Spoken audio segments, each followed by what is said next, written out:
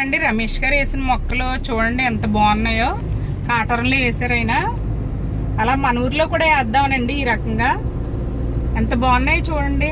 మా మునికోటలో కూడా ఈ రకంగా వేయించాలని మా తాపత్రయం అనమాట అండి.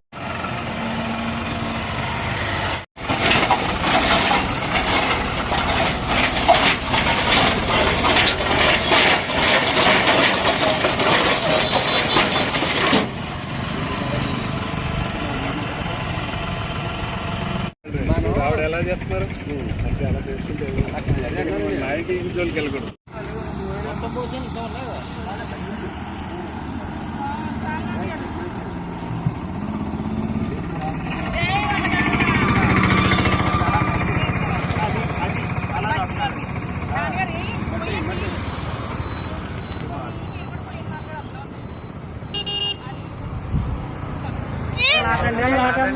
పర్యావరణాన్ని కాపాడండి. అది